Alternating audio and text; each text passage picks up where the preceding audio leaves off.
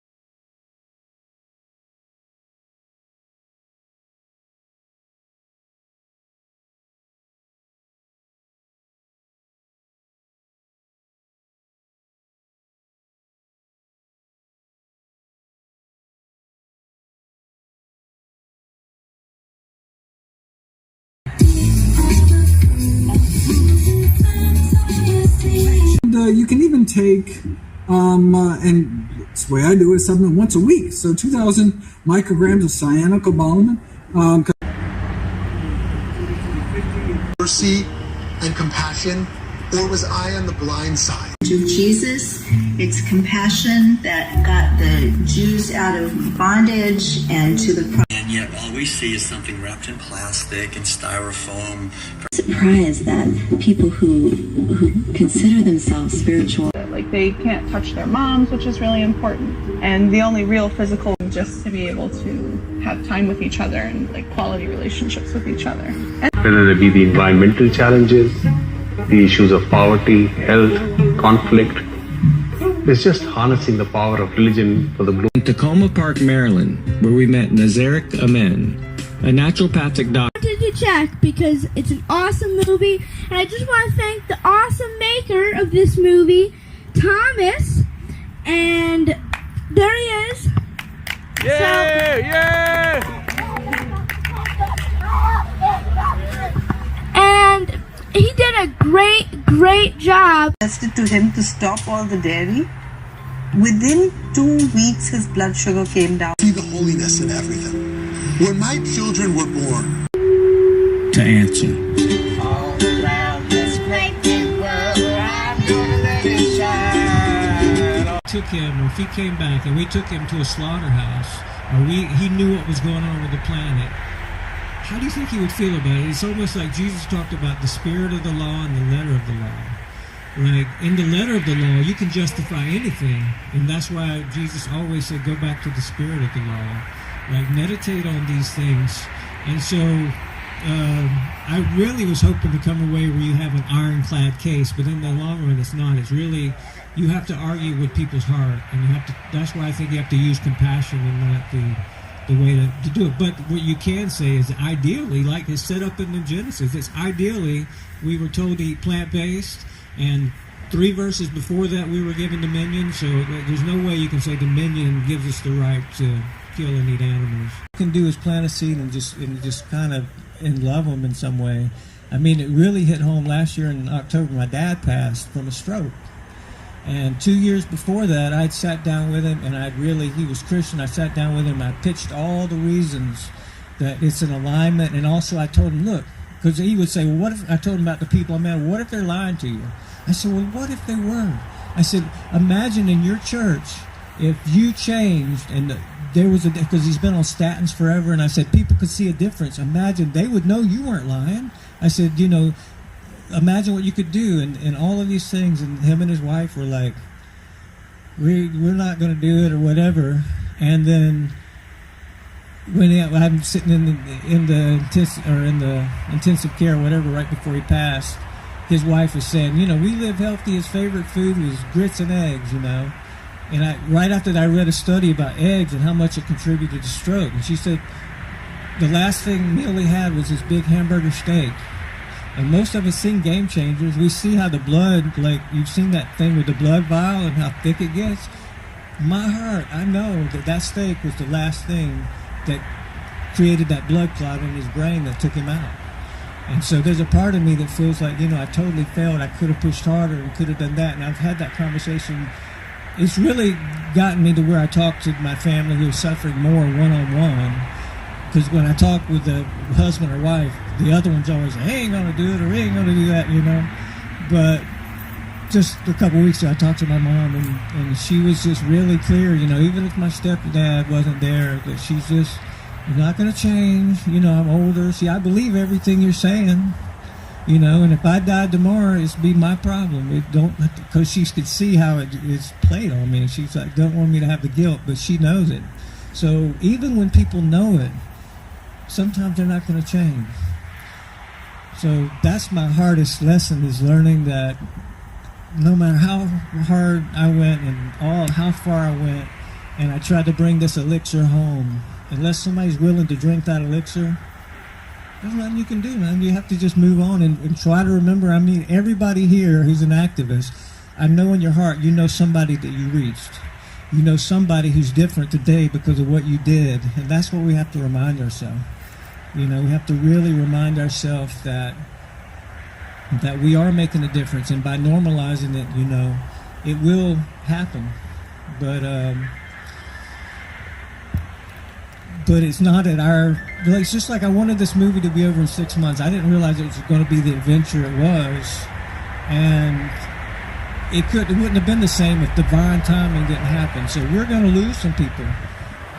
There's other family members I'm going to lose, but I really in my heart believe that as it gets normalized more and more and more, that there will be changes. And as it gets easier, you know, it's so easy now, but so many people just, like my mom, I don't know how to cook without it. I don't know what to do, you know. I mean, I feel like I watch them feed other people and they're going off and being sick, and I'm like, don't you realize you're poisoning your family? And that's not what they want to do, but they just shut down to it. So I feel like I did fail that mission of bringing it to my home. And the other is when I watched the beginning of this and watched the first act, like this new film, I'm like, I don't know how I'm going to, because a lot of people won't watch this because of the violence and stuff. The new film has a lot less of the violence. It's more kind of to encourage people and inspire people without shocking them as much. And with that first act, like, how do I set up that without, I watch it, I'm like, I love the first act. I'd sit in and watch the first act, and I'm like, how do I, like, if somebody's never seen this film, how do I get them to feel that same thing, you know, the dad trying to make a better world for his daughter without repeating it. So those two things have been my biggest obstacle. Probably some of that she automatically, like, is shutting off because of the trigger. You know, she automatically, like, a lot of us changed. Like, I changed without knowing any vegans. I'd seen animals killed for food, and when I started meditating every day, when I started to eat, I was like, wait a minute, this is a dead, all that sensitivity came back, and I was like, I don't want to be part of that. And so it was a natural thing for me, but I was away from home. I was in New York. I wasn't being surrounded by people who were pigeonholing me. So it's not just about veganism. It's like, if you never left your community, like, you are placed in this role, and you never really get to see and define who you are because you have been defined your whole life. And I think so much is getting people away from that thing. And the first thing your mom did is reach out to somebody else, you know? Yeah, my brother. Yeah, would you unnecessarily hurt them? Because most of them will say no, but they think it's necessary. We got to do this. This is just the way it is. That's the way God made it, you know? And it's not true, you know? But it's really hard to break out. I mean, I can't understand it. Like, for a long time, I couldn't understand why people just didn't get it. Once you know it, why don't you get it? Until I realized, for some people, it's hard. They never got away. They're still in that being pigeonholed. Hey, it was really hard for me. You can ask my wife. I fought her tooth and nail. I'm like, I will never be a vegan. I will never do this. I will never do that. I love sea life. I grew up in Maryland after, you know, I'm like, I love sea life. I just feel. But see, you're right there. You're an example that people will say never and that they will. And I did. You know what I mean? That's what you got to realize. I've met so many people that they've said that they've met this person said never ever, and they changed. So, you know, I like to keep hope in that. And it may not be like, you may not be the one that gets to them, but you planted some seeds. Somebody else may get to them. They may be able to hear it different, or they see the person, you know, that was sick get better. My sister's got the same thing about eating ice cream, and she's got so many things. And her daughter, who's like 21, has IBS, and all of the, like, it's just not natural. And, you know, the hardest thing is like, once we know this, once we know that they're suffering unnecessarily, it almost feels like a curse. It feels like, I'm watching this happen. I know it's unnecessary, but there's nothing I can do. I can't say a word to him. I don't know if you remember Cassandra in Greek mythology. She was like the slave girl who had the gift of being able to see the future, but she was cursed that no one would ever believe her. So she would say, don't go and do this, and then people would be massacred because they didn't listen to her. So I feel like that's where I'm at too. Like, it hurts so bad to know something so true after you met people like yourself. I mean, not just making the film, but since I made the film, I'll be at the Q&A and they'll say, yeah, 3 weeks ago I was on all this medication, or, you know, did my whole life change? And it's just, I'm watching people suffer unnecessarily, and that's really, it's a big burden, you know.